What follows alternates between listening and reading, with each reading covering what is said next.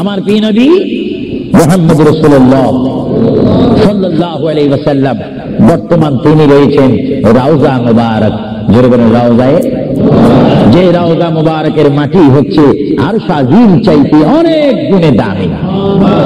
আর জোরে বলেন না সুবহানাল্লাহ। কারণ রাসূলুল্লাহ সাল্লাল্লাহু আলাইহি ওয়াসাল্লামের দাম আরশ আজিম চাইতে কম না বেশি? কেন বেশি? আরশ আজিমকে যদি প্রশ্ন করা হয়, কুরসিকে যদি প্রশ্ন করা হয়, লৌহে কলমকে যদি প্রশ্ন করা হয়, তোমাদেরকে যদি প্রশ্ন করে জানতে চাই তোমরা কি বলতে চাও? তোমাদেরকে আল্লাহ রাব্বুল আলামিন কি দ্বারা সৃষ্টি করেছে? লৌহে কলম আরশ আজিম সব কিছু জবাব দিবে, বেহেশত দোজখ থেকে জবাব আসবে। আমাদেরকে আল্লাহ নবীজির পাসিনা গাম থেকে তৈরি করেছে। ধরে বলেন সুবহানাল্লাহ। আমার প্রিয় নবী মুহাম্মদ রাসূলুল্লাহ যেখানে শুয়ে আছেন সেটা হচ্ছে আরশের চাইতে আরো বেশি দামি রওজায়ে মুবারক। এই রওজা শরীফে রাসূলুল্লাহ যাওয়ার আগে আল্লাহ রাব্বুল আলামিন আমার প্রিয় নবীর কাছে মালাকুল মউত আজরাইল আলাইহিস সালামকে পাঠাইলেন। চিৎকার দিয়ে বলুন আল্লাহর প্রিয় নবী তিনি কেমন নবী? আল্লাহর নবী তিনি মৃত্যুবরণ করেছেন, কিছুক্ষণের জন্য তিনি মৃত্যুবরণ করেছেন। আল্লাহর নবীর ওফাত হয়েছে, তিনি কিছুক্ষণের জন্য আল্লাহর নবীর ওফাত শরীফ হয়েছে। ভাইরা আমার শুনুন, আল্লাহর প্যারা নবীর দরবারে আল্লাহ রাব্বুল আলামিন আজরাইলকে পাঠাইলেন। হে আজরাইল, আমার বন্ধু নবীজির কাছে তুমি চলে যাও। আমার বন্ধুর কাছে যাবে তুমি মানুষের সুরতে। সুবহানাল্লাহ বলেন। আরো জোরে বলেন কিসের সুরতে? আপনারা বলেন আজরাইল কি মানুষ না ফেরেশতা? আরো জোরে বলেন কি? এখন মানুষের সুরত ধরার কারণে কি সব সময় মানুষ বলবেন নাকি? মানুষ বলা যাবে না। আল্লাহ বলে আজরাইল মালাকুল মউত আমার বন্ধুর কাছে তুমি চলে যাও। এমন বন্ধুর কাছে আমি তোমাকে পাঠাচ্ছি যে বন্ধুকে আমি তৈরি না করলে লাউলা কালামা খালাকুল আফলাক। আজরাইল তোমার জানা উচিত যেই বন্ধুকে আমি সৃষ্টি না করলে তুমি আজরাইলকে, জিবরাইলকে, মিকাইলকে, ইসরাফিলকে, আসমানি ফেরেশতা, জমিনি ফেরেশতাদেরকে আটকানা বেহেশত, সাতখানা দোজখ আমি সৃষ্টি করতাম না, সামা তৈরি করতাম না, আসমান তৈরি করতাম না, আরদ জমিন তৈরি করতাম না, ফুলসরাত বানাইতাম না যে নবীকে আমি সৃষ্টি না করলে। এমন একজন নবীর কাছে আমি তোমাকে পাঠাচ্ছি, তুমি সুন্দর করে আদব সহকারে আমার বন্ধুর কাছে চলে যাও এবং যাওয়া মাত্র তুমি তোমার সালাম আমার বন্ধুর কাছে রাখবে এবং আমি আল্লাহর সালাম তো পৌঁছাই দিলে। জুড়ে বলেন সুবহানাল্লাহ। বলেন আল্লাহু আকবার। নবীকে সালাম দিচ্ছেন কে? আরো জোরে বলুন না কে? আল্লাহ যদি দিতে পারেন বন্ধুর সালাম বন্ধুকে, আমরা সেই নবীকে সালাম দিতে চাই কি চাই না? নবীকে সালাম দিবেন এইভাবে, দোস্ত কেমন আছিস, এইভাবে নাকি? আদব সহকারে, আদব সহকারে সালাম দিতে হবে।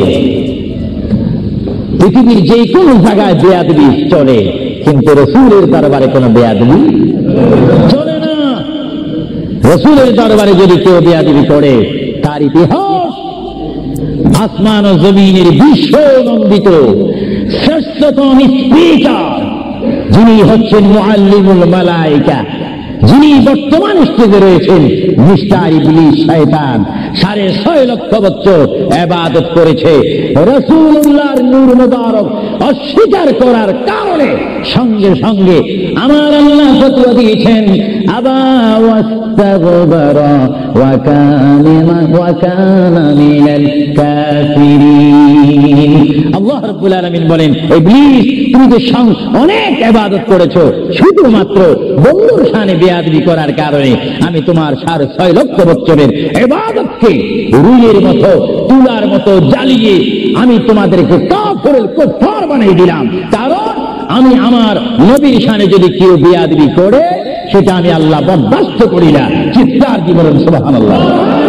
আরো জোরে বলেন না সুবহানাল্লাহ। কি বলতেছিলাম ভাইয়েরা আমার? আল্লাহর প্রিয় নবী, দুজাহানের বাদশা নবী মুহাম্মদুর রাসূলুল্লাহর দরবারে আজরাইল আলাইহিস সালাম আসলেন। এবার আজরাইল এসে সালাম দিচ্ছে। আমার ভাইরা বলুন আসসালাতু ওয়াসসালামু আলাইকা ইয়া রাসূলুল্লাহ। সবাই জোরে বলেন মুহাব্বতে ফেরেশতারা ক্যাসেট করতেছে এই সালামের আওয়াজ অবশ্যই নিজ কানে হাসরের ময়দানে শুনতে পারবেন। চিৎকার দিয়ে বলেন সুবহানাল্লাহ। আমার বুড়ো বুড়ো বাবারা, আমার যুবক ভাইয়েরা, আমার জ্ঞানী গুণী ভাইয়েরা, শিক্ষিত ভাইয়েরা, মা বোনেরা, সবাই বলুন আসসালাতু ওয়াসসালামু আলাইকা ইয়া রাসূলুল্লাহ, আসসালাতু ওয়াসসালামু আলাইকা ইয়া হাবিবাল্লাহ। আজরাইল আমার নবীর ঘরের দরজার মধ্যে যখন আসলো, আমার নবীর কাছে যখন চলে আসলো, আজরাইল যখন সালাম দিচ্ছে, বিশ্বের শ্রেষ্ঠ মহিলা, জান্নাতের কোটি কোটি কোটি কোটি নারী সমাজের সরদার হযরত ইমাম হুসাইন ও হাসাইনের মা, বিশ্বের শ্রেষ্ঠ নারী মা ফাতেমা ওই মুহূর্তে ঘরের মধ্যে তিনি উপস্থিত ছিলেন। জোরে বলেন সুবহানাল্লাহ। দরজার মধ্যে কে যেন দরজা নাড়ালো, দরজার মধ্যে যেন কে শব্দ করল। মা ফাতেমা কিছুক্ষণ পরে দরজার ভিতর থেকে, ঘর থেকে আল্লাহর নবীর সামনে তিনি বসান। মা ফাতেমা হঠাৎ করে ডাক দিলেন, কে ঘরের দরজার মধ্যে দরজা নাড়াচাড়া করতেছেন? কে আপনি? কে? মানান বাইর থেকে জবাব দিচ্ছি, আনা মালাকুল মউত, আনা আজরাইল। এই কথা বলার পরে মা ফাতেমা চোখের পানি ছেড়ে দিলেন। মা ফাতেমা চিৎকার দিয়ে বললেন, ইয়া রাসূলুল্লাহ, ইয়া হাবিবাল্লাহ, আমার জীবনে আমি এমন কোন মানুষ দেখিনি, দরজা খোলার পর আমি দেখলাম তার পাওটা হচ্ছে জমিনে আর তার মাথা দেখা যাচ্ছে আসমানে। ইয়া রাসূলুল্লাহ, এমন একটি ভয়ঙ্কর মানুষ আমার জীবনে আমি দেখিনি। আল্লাহর নবী চক্ষু মোবারকের পানি দুবার ছেড়ে বলে, মা, ও মা, তুমি দেরি করো না, দরজা খুলে দাও, আল্লাহর মেহমান আমার দরবারে এসেছে, মেহমানকে বসতে জায়গা দাও। ইনি হচ্ছে মালাকুল মউত, যে বাবার থেকে সন্তানকে নিয়ে যায়, সন্তান থেকে বাবাকে নিয়ে যায়, মা থেকে ছেলে নিয়ে যায়, ছেলের থেকে মা নিয়ে যায়, এর নাম হচ্ছে মালাকুল মউত আজরাইল। হে আমার মা ফাতেমা, তোমার কোনো কথা বললে আমাকে বলে দাও, কিছুক্ষণ পরে আমি দুনিয়া ছেড়ে আমার আল্লাহর মহান দিদারে চলে যাবো। করে বলেন সুবহানাল্লাহ, বলেন আল্লাহু আকবার, আরো জোরে বলেন আল্লাহু আকবার। আমরা মহান আল্লাহ চাই কি চাই না? আরো জোরে বলেন চাই কি চাই না? যদি মহান আল্লাহ চেতে হয়, পেতে হয়, মানতে হয়, একটি মাত্র আদর্শ আমাদেরকে জমিনে মানতে হবে, রাখতে হবে, যে আদর্শের প্রতীক ওয়ালার নাম সবাই বলেন মুহাম্মাদুর। আরো জোরে বলেন না মুহাম্মাদুর। মা ফাতেমা কাঁদতে শুরু করলেন, আমার নবীও কাঁদতে শুরু করলেন। মা ফাতেমা বলে, ইয়া রাসূলুল্লাহ, ইয়া হাবিবাল্লাহ, বুঝিছি মনে হয় আপনি চলে যাবেন, না হয় আমি চলে যাব।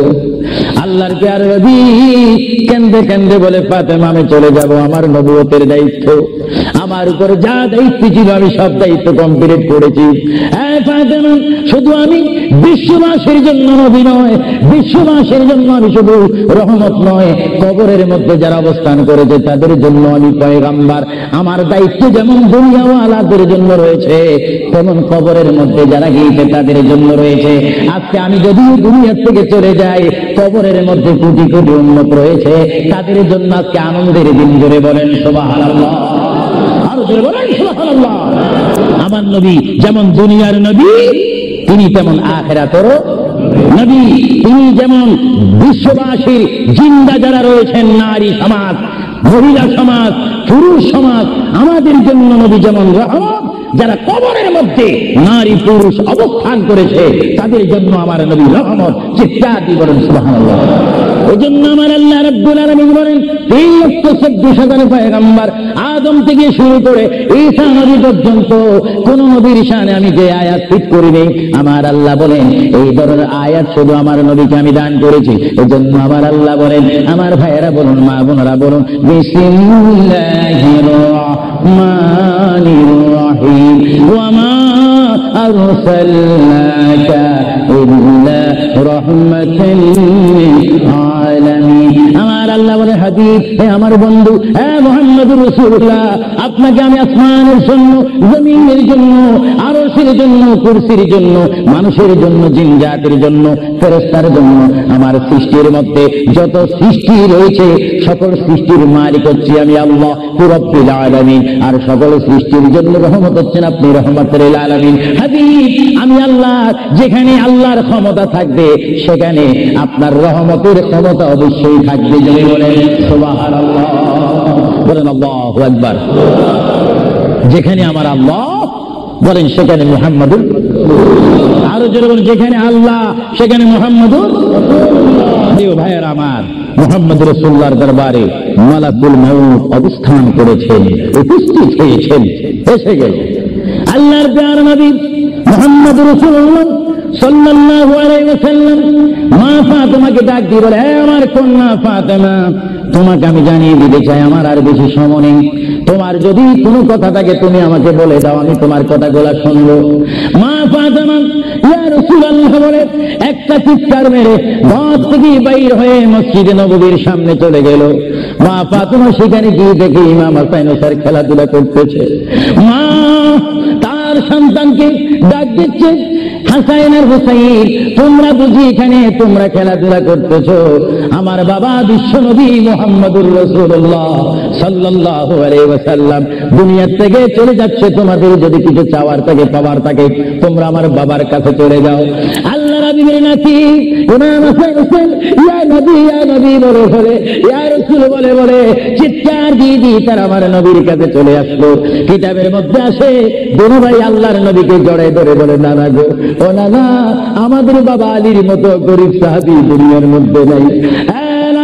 আমাদের মা ফাতেমা জান্নাতের মহিলাদের সরদার বলে আপনি ঘোষণা দিয়েছেন, আমাকে জান্নাতের নওজওয়ানদের সরদার বলে ঘোষণা দিয়েছেন। নানা গো, পৃথিবীর বেঁচে থাকতে হলে তো পেটের প্রয়োজন আছে, খিদার প্রয়োজন আছে। ও নানা, যখন দুনিয়ার মধ্যে খিদা পাইতো 3 দিন 4 দিন পর্যন্ত আমার মা গুনে চুলাতে আগুন দিতে পারতাম না। টাকা নাই, পয়সা নাই, চুলাতে পর্যন্ত আগুন জ্বলে না, পাথর বেঁধে বেঁধে আমরা রাত্রে ঘুমাইতাম। ইয়া রাসূলুল্লাহ, ইয়া হাবিবাল্লাহ, আপনার রহমতের চেহারার দিকে যখন নজর করতাম আমাদের পেটটা ভরে যাইত, খিদার কথা আমরা ভুলিয়ে যাইতাম।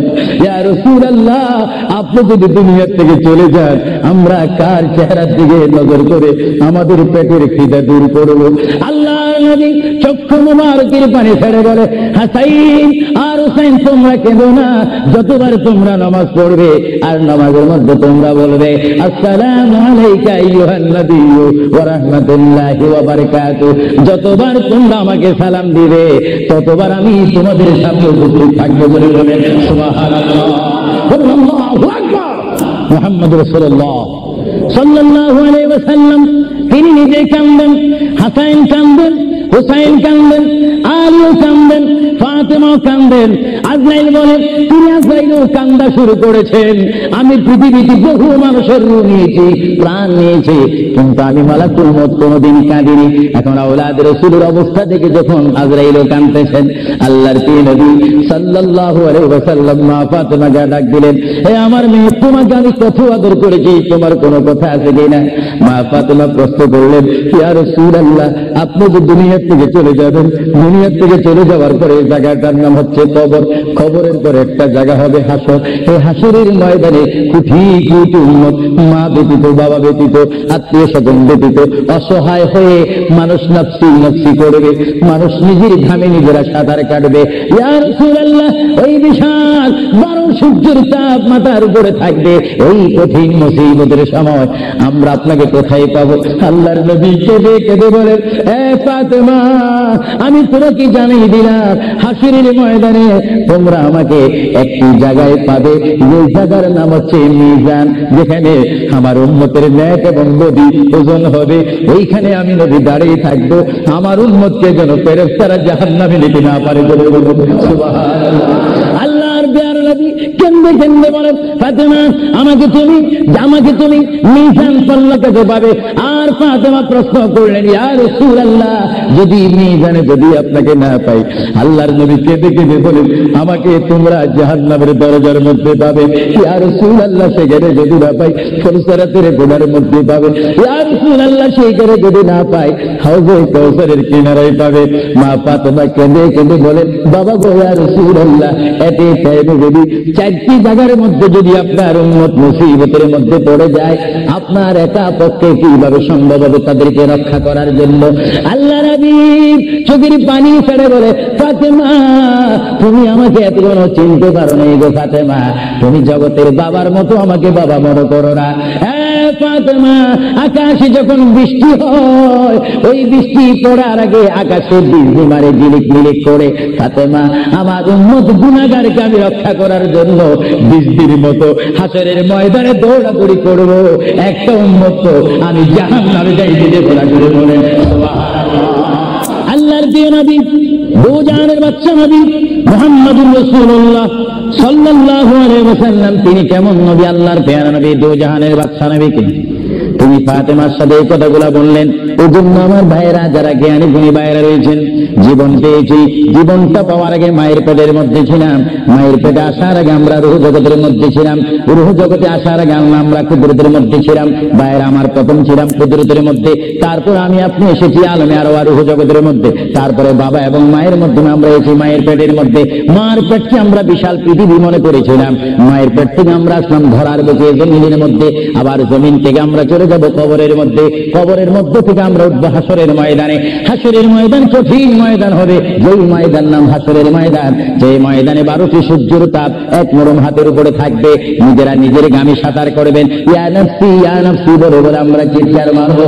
সেই হাসরের ময়দানে, কঠিন মুসিবতের ময়দানে 50,000 বছর আপনাকে আমাকে অবস্থান করতে হবে। আর সেই কঠিন হাসরের ময়দানে আমার নবী নিজেই হাদিস শরীফের মধ্যে বলেন, শাফাআতি লিআহলিল কাবাইর মিন উম্মতি। আল্লাহর প্যারা নবী হাদিস শরীফের মধ্যে বলেন, ওই ধরনের ওই শ্রেণীর উম্মতের জন্য আমার সুপারিশের দরজা খোলা থাকবে, যেই সমস্ত উম্মত আল্লাহর জমিনে গুনাহ করেছে, গুনাহ করার পরে আমার আল্লাহ ক্ষমা করেনি, বান্দা কাঁদার মতো কেঁদেছে, তারপর আল্লাহর দয়া হয়নি। ওই হাসরের ময়দানে উম্মতের চেহারা দেখে দেখে আমি নবী তাদের ডান হাত ধরে ধরে আমি সুপারিশ করে করে আমার মহান আল্লাহর গোসাকে পানি করে আমার উম্মত গুলিকে আমি জান্নাতে পৌঁছাই দেব। জোরে বলেন সুবহানাল্লাহ, বলেন ইয়া রাসূলুল্লাহ, আরো জোরে বলেন না ইয়া রাসূলুল্লাহ। নবী বলেন, শাফাআতি লিআহলিল কাবাইর মিন উম্মতি, আমার গুনাহগার উম্মত যাদের অন্তরে আমার প্রেম ভালোবাসা রয়েছে, আমি রাসূল পাখির মতো উড়িয়ে উড়িয়ে হাসরের ময়দানে আমার উম্মতগুলিকে আমি ডান হাতে ধরে ফুলসিরাত না দেখে মতো তাদেরকে আমি জান্নাতে পৌঁছাই দেব। বলেন না সুবহানাল্লাহ। এই ক্ষমতা রাসূলুল্লাহকে দিয়েছেন কে? আরো জোরে বলুন কে? এবার আমার নবী মালাকুল মউত আজরাইলকে ডাক দিলেন, মালাকুল মউত আজরাইল, তুমি তোমার কাজ করতে পারো। আজরাইল ইসলাম বলে, ইয়া রাসূলুল্লাহ, দেখেন আমার নবীর মউত কি রকম। আজকে অনেকে বলেন নবীর মরে গিয়েছে, ভালো কথা তারা জানেন না বলে এই কথা বলেন। আমি ভাই ফিতনা চাই না, ঝগড়া চাই না, কাটাকাটি চাই না, কিন্তু কেউ যদি কাউকে গালি দেয়, কিন্তু গালির যদি কিছু জবাব দেওয়া না হয়, তাহলে গালিটা সত্য হয়ে যায়। এই জন্য মাঝে মাঝে আমি কিছু বলি, কিন্তু ঝগড়া করা আমাদের ইসলামের দায়িত্ব নয়। আমাদের ইসলামের দায়িত্ব হচ্ছে কু আনফুসাকুম ওয়া আহলিকুম নারা। আল্লাহ বলে, বান্দারে তুমি নিজেই জাহান্নামের আগুন থেকে বাঁচো, তোমার হালকে, তোমার জাতিকে, তোমার দেশকে বাঁচাও। তুমি নিজেই জাহান্নামের আগুন পছন্দ করো না, কেউ যাক সেটাও পছন্দ করো না, নিজেও জাহান্নাম থেকে মুক্তি দিয়ে জান্নাত অবস্থান করো, অপরকে জান্নাতে যাওয়ার দাওয়াত দিয়ে দাও। জোরে বলেন সুবহানাল্লাহ। আল্লাহ রাব্বুল আলামিনের প্রিয় নবী মুহাম্মদুর রাসূলুল্লাহ সাল্লাল্লাহু আলাইহি ওয়াসাল্লাম আজরাইলকে বললেন, আজরাইল এবার তোমার কাজ তুমি করো। আজরাইল বলে, হুজুর আমি ততক্ষণ পর্যন্ত কাজ করব না যতক্ষণ পর্যন্ত আপনি ইজাজত না দিবেন। সুবহানাল্লাহ। কি চাচ্ছেন? ইজাজত, হুকুম চাচ্ছেন। আপনি যদি হুকুম না করেন, আপনার প্রান্তি নেওয়ার ক্ষমতা আমার নেই। মহান আল্লাহ রাব্বুল আলামিন আমাকে আপনার দরবারের আদব শিক্ষা দিয়েছে, আপনাকে যদি কবর যেতে হয় আর সেখান থেকে যদি হাসর উঠতে হয়, অবশ্যই আমি যেন আপনার থেকে হুকুম নিই, এজাজত নিই। যদি হুকুম এজাজত না নিয়ে যদি প্রাণটা নিয়ে যাই, তাহলে আমার ক্ষমতা আল্লাহ চিনিয়ে নিলেন। চিৎকার দিয়ে বলেন সুবহানাল্লাহ। আল্লাহর প্রিয় নবী চক্ষু মুবারকের পানি মুবারক ছাড়লেন। ভাইয়ের আমার, পৃথিবীর কোন মানুষই নামনি মরে যদি তার মুখে কলমা থাকে, জোরে বলেন কি থাকে? কলমাটা আপনারা সবাই বলেন লা ইলাহা ইল্লাল্লাহ, জোরে লা ইলাহা লা ইলাহা ইল্লাল্লাহু মুহাম্মাদুর রাসূলুল্লাহ। ইমানের চাইলে যেমন আল্লাহর নাম আপনার মুখে আসতে হবে, পুরুষ বলেন আর মা বোনেরা বলেন, প্রত্যেকের মুখে যেমন মৃত্যুর টাইমে আল্লাহর নাম আসতে হবে, তেমনি ভাবে সঙ্গে সঙ্গে নবীর নামও আসতে হবে কি হবে না? নবীর নাম বাদ দিয়ে কলমা পড়া হবে না। আল্লাহর প্রিয় নবী, দুজানের বাচ্চা নবী, তিনি ইন্তেকাল, তার মৃত্যু হবে, তিনি দুনিয়ার থেকে চলে যাচ্ছেন। তিনি কোন কলমা পড়েছেন? আল্লাহর প্রিয় নবী দুনিয়ার থেকে চলে যাওয়ার টাইমে তিনি এই কলমা পড়েছেন, এই কথা বলেছেন। আমার ভাইয়েরা বলেন, রব্বি হাবিলি উম্মতি, রব্বি হাবিলি উম্মতি। আল্লাহ, আমি এখন পৃথিবীর থেকে চলে যাব, যাওয়ার টাইমে তোমাকে ডাক দিচ্ছি, রব্বি, হে আমার রব, রব্বি, হে আমার আল্লাহ, হাবলি উম্মতি, তোমার কাছে আর কিছু চাই না, আমার উম্মত গুলাকে মাফ করে আমাকে দিয়ে দাও। জোরে বলেন সুবহানাল্লাহ, বলেন আল্লাহু আকবার। কিন্তু মানুষ যখন কবরে যায় কলমা পড়তে হয় কি হয় না? ঈমান। কিন্তু আমার নবী যদি আমাদের মতো মানুষ হয়ে থাকেন, তিনি কাল কলমা পড়ে কবরে গিয়েছেন, বুঝতে কোনো কষ্ট হয়? আমরা তো কলমা পড়ি কোথায় যেতে চাই? কবর।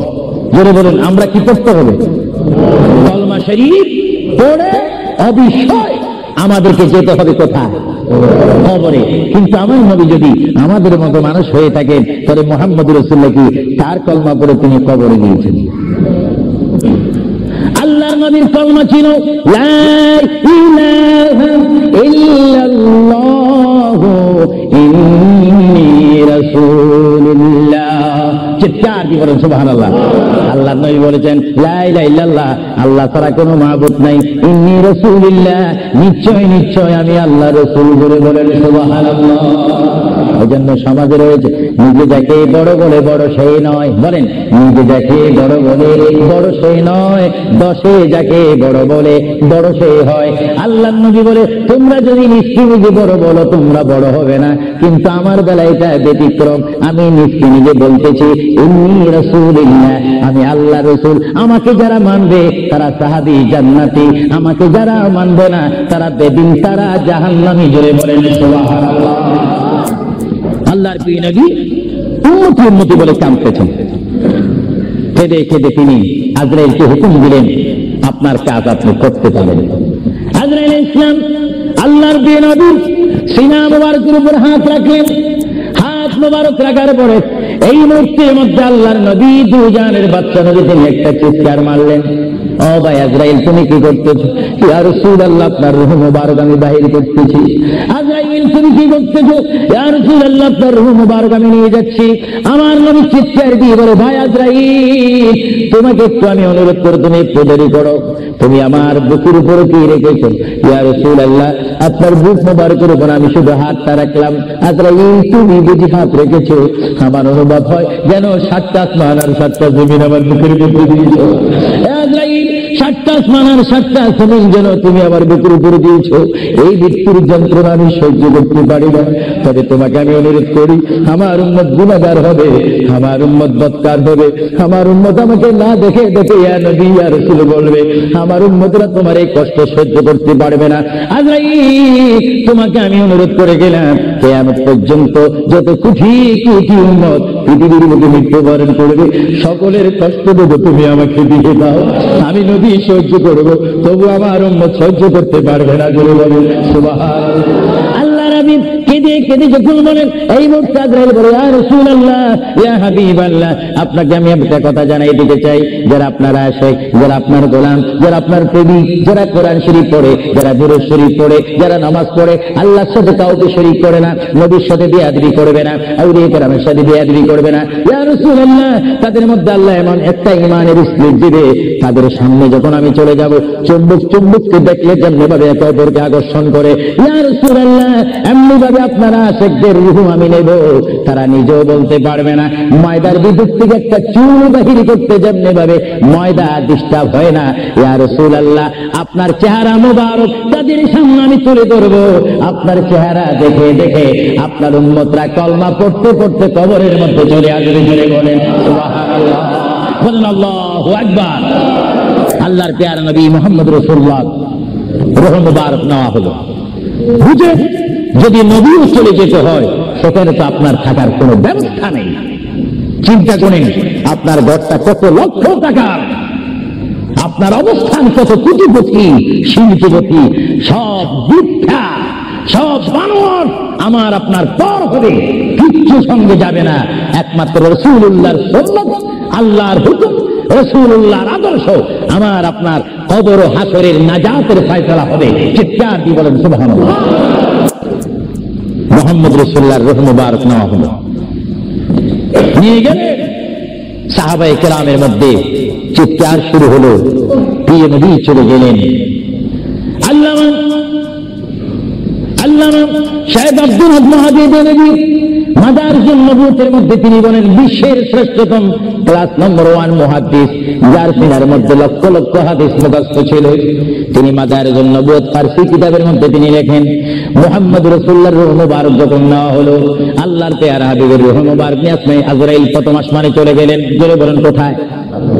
প্রথম আসমানে গেল, দ্বিতীয়, তৃতীয়, চতুর্থ, পঞ্চম, ষষ্ঠ, সপ্তম আসমানে যখন চলে গেল, ওই সপ্তম আসমানে যাওয়ার পরে আল্লাহ রাব্বুল আলামিন হাকামুল হাকিমিনের ওই পাঠানো আজরাইল তিনি চিৎকার দিলেন ফেরেশতাদের মহলের মধ্যে গিয়ে, ফেরেশতাদের কাছে গিয়ে তিনি একটা চিৎকার দিলেন, ফেরেশতারা তোমরা একটু আমাকে বিপদ থেকে রক্ষা করো, আমি জীবনে অনেক রূহ নিয়েছি, কিন্তু এমন একটা চিন্তা অনুভব করিনি, মুহাম্মদ রাসূলুল্লাহর রূহ মুবারক আমার হাতের মধ্যে এই রূহুর নূরের তাজাল্লি আমি সহ্য করতে পারছি না, তোমরা এই নূরটা একটু গ্রহণ করো। ফেরেশতারা জবাব দিচ্ছে, আজরাইল, মুহাম্মদ রাসূলুল্লাহর রূহ মুবারক জায়গার মধ্যে এখানে কোনো জায়গা নাই। এইভাবে আজরাইল আরশ, কুরসি, লৌহ কলম সব জায়গার মধ্যে গেলেন, লাহুতে গেলেন, মালাকুতে গেলেন, রূহ মুবারক কোথাও রাখার জায়গা নাই। কিছুক্ষণ পরে আমার আল্লাহ ডাক দিয়ে বলে, আজরাইল, আমার বন্ধুর রূহ মুবারক তোমাকে আনার জন্য বললাম, শুধু একটু পরীক্ষা করলাম, বিশ্ববাসীকে শিক্ষা দিয়ে দিলাম। হে আজরাইল, আমার বন্ধুর রূহ মুবারক বন্ধুর বড়ি ছাড়া দ্বিতীয় কোনো জায়গা রাখিনি এই বন্ধুর রূহ মুবারক রাখার জন্য। হে আজরাইল, তুমি দেরি করো না, যে মদিনার থেকে সাহাবায়ে কেরামের সামনে বন্ধুর রূহ মুবারকটা নিয়ে এসেছো, আবার ওই জায়গায় গিয়ে রূহ মুবারকটা দিয়ে আসো। বলে বলেন সুবহানাল্লাহ, বলেন আল্লাহু আকবার, বলেন ইয়া রাসূলুল্লাহ। এটা হুকুম কার? রূহ মুবারকটা আবার নিয়ে আসলো। রূহ মুবারক নিয়ে আসার পরে হযরত আব্বাস বলেন, হযরত আলী বলেন, হযরত ওমর বলেন, সাইয়্যিদনা আবু বকর সিদ্দিক বলেন, বিশেষ করে হযরত আব্বাস রাদিয়াল্লাহু তাআলা বলেন, আমি দেখতে পেলাম আল্লাহর নবী চেহারা মোবারক উপর কাপড় ছিল, কাপড়টা যখন ছিল, হঠাৎ করে আমি দেখি আল্লাহর নবীর জবান মোবারক যেন নড়াচড়া করতেছে। সুবহানাল্লাহ। হযরত আব্বাস বলেন, আমি ওমরকে ডাক দিলাম, সাইয়্যিদনা আবু বকরকে ডাক দিলাম, সাহাবীরা তোমরা কেঁদো না, আল্লাহর নবী মরে নেই, আল্লাহর নবী মৃত্যুবরণ করতে পারে না, আল্লাহর নবী যদি মরে যায় আল্লাহর রহমত শেষ হয়ে যাবে।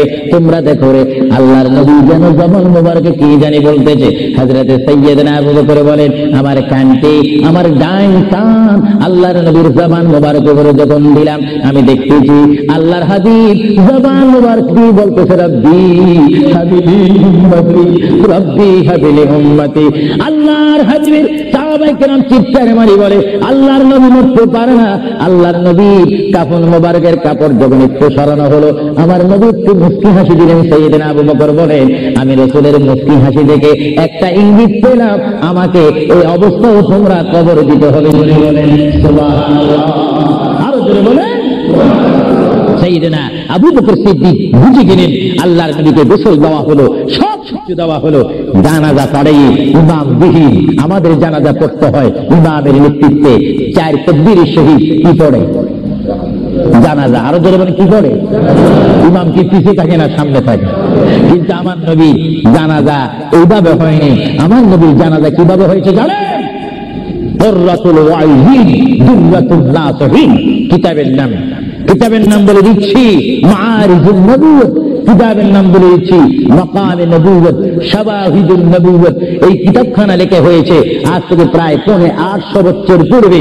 আল্লামা আব্দুর রহমান নুরউদ্দিন জানি রহমাতুল্লাহ আলাইহি কিতাবের মধ্যে উল্লেখ করেন মুহাম্মদুর রাসূলুল্লাহ সাল্লাল্লাহু আলাইহি ওয়াসাল্লাম এমন একজন পয়গম্বর যার মৃত্যু এমন একটা মৃত্যু হয়েছে, যিনি কবর শরীফে যাওয়ার আগে তার নামাজে জানাজা পড়েছেন। সমস্ত ফেরেশতারা এসে তাওয়াফ করে করে, সমস্ত সাহাবীরা চতুর্দিকে তাওয়াফ করে করে, দুরূদ শরীফ পড়ে করে নবীকে কবরের মধ্যে নিয়েছেন। জোরে বলেন সুবহানাল্লাহ। তোর নবীর জানাজা আমাদের জানাজা যেমনিভাবে পড়া হয়, নবীর জানাজা তেমনিভাবে পড়া হয়নি। কারণ আমাদের জন্য, মৃত্যু ব্যক্তির জন্য জানাজা কি করবে কেফায়া, আর আমার নবী কি মরানা জিন্দা। আওয়াজ বোঝা যায় নবী মরে গেছে। আরো জোরে বলেন নবী মরানা জিন্দা। আপনার মদিনা শরীফ যান, মরা নবীর কাছে না জিন্দা নবীর কাছে? নামাজে নবীকে সালাম দিচ্ছেন, মরা নবী না জিন্দা নবী? বললাম আমার মা বোনকে আমি বলবো, আমার বাবাদেরকে বলবো, আমার নওজোয়ান ইসলামিক সেই সৈনিকদেরকে বলবো, আহলে সুন্নাতের জামাতের কর্মী বাহিনীকে বলবো, আপনারা যখন নামাজ পড়বেন, নামাজের মধ্যে যখন সালাম দিবেন, আত্তাহিয়াতু পড়তে গিয়ে আসসালামু আলাইকা আইয়ুহান নবী যখন বলবেন, নিয়ত রাখবেন, খেয়াল রাখবেন, ধারণা করবেন নবী আপনার সামনে, নবী আপনাকে দেখতেছে। যদি আপনি না দেখেন, এই চিন্তা অনুভব করে যদি আপনি নামাজ পড়েন, এই নামাজটা আপনার জন্য হয়ে যাবে মেরাজ এবং বেহেশতের তালা খোলার চাবি। চিৎকার দিয়ে বলেন সুবহানাল্লাহ। এই জন্য রাসূলুল্লাহ বলেন আসসালাতু মিফতাহুল জান্নাহ, এবং অন্য হাদিসে বলা হচ্ছে আসসালাতু মিরাজুল মুমিনিন, নামাজ হচ্ছে ইমানদারের জন্য মেরাজ, তাদের জন্য মেরাজ যারা নবীওয়ালা হয়ে নবীকে মহব্বত করে আল্লাহর ভয়ে নামাজ পড়বে, সে নারী হোক আর পুরুষ হোক, তার জন্য ওই নামাজটা জান্নাতের দরজা খোলার চাবি হয়ে গেল। চিৎকার দিয়ে বলেন সুবহানাল্লাহ। আমরা নামাজ পড়তে চাই কি চাই না? আরো জোরে বলেন চাই কি চাই না? এদের জন্য শনি পড়েন আল্লাহ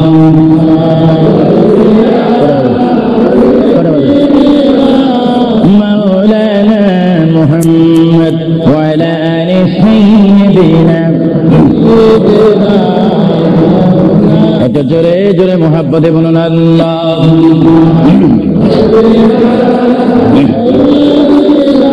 এখন কটা বাজে?